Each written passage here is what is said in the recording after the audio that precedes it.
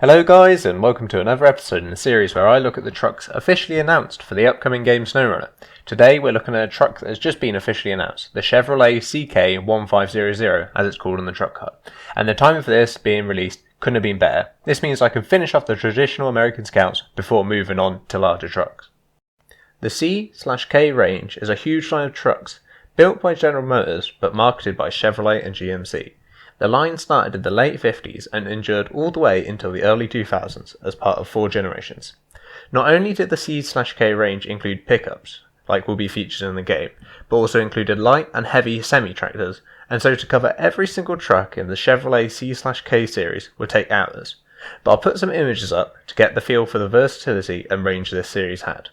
Here you'll see 2-door pickups, 4-door pickups, 2-door light dump trucks, fire trucks, 2-door medium dump trucks, camper vans, medium duty trucks with crane beds, wagons, and even recovery trucks. The C in C/K denotes a 2-wheel drive truck, and a K denotes an all-wheel drive truck. This is interesting since on the truck card it clearly states that all-wheel drive is switchable right from the start, in which case really the truck should be called the Chevrolet K1500, unless the stock truck is 2-wheel drive and that specification is incorrect. This means that the specific name of the truck that's appearing in the game is the Chevrolet Stepside K1500 Silverado. But honestly, the C/K series has gone on so long, and the fact that it's been split between 2 marketers makes deciphering the C/K series naming scheme an extremely difficult task. This is one I'm going to have to put out to you guys. Did I get the name right? Please let me know. C/Ks have come with such a bewildering array of engines over all the variants and models, I wouldn't even know where to begin describing them all. You might be noticing a trend with this truck series. I mean, even the 4th generation's engine list alone is just madness. So we'll just go over what engines I think the 1500 had. The Chevrolet C/K 1500 has had a good number of engines in its life.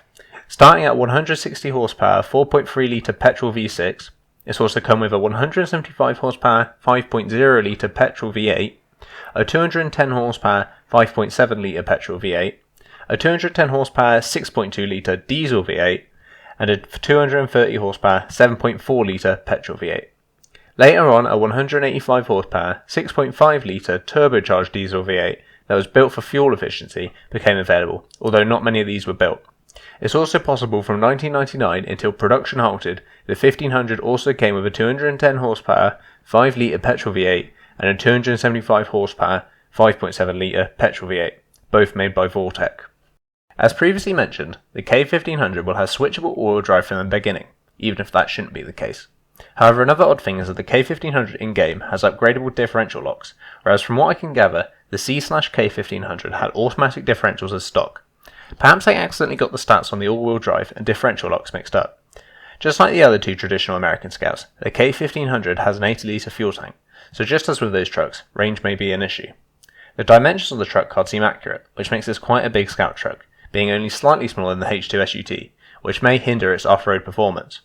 The K1500 is heavy, not anywhere near as heavy as the H2 SUT, but still pretty bulky at over 1.5 tons with the smallest engine. This might affect its off-road capacity somewhat. Really, I think this truck is a sort of midpoint in the American traditional Scout lineup between the 2 extremes featured previously. It's big and powerful like the Hummer, but it still comes close to the Harvester 800 in terms of weight. It also has a far greater amount of storage space than either of these other 2 trucks. This may mean that the K1500 is going to be a good all-round Scout vehicle. It has the power and weight to off-road effectively, even if its larger size makes that a little tricky, and the bed space and towing capacity to perform light cargo and recovery needs. However, just like both other American trucks, this vehicle's fuel tank may let it down a bit. Regardless, I don't think this is going to stop this from being a great Scout and a regular in everybody's fleets. I'm especially sorry if I got anything wrong this episode. This truck series has gone on for so long and is so wide and diverse that trying to find accurate, non-conflicting data for the specific variant I covered was difficult to say the least, so I'm looking forward to being corrected in the comments. As usual, if you enjoyed this episode and want to see more content like this in the future, please consider liking and subscribing. It's great to see how many people have been enjoying this series from your feedback.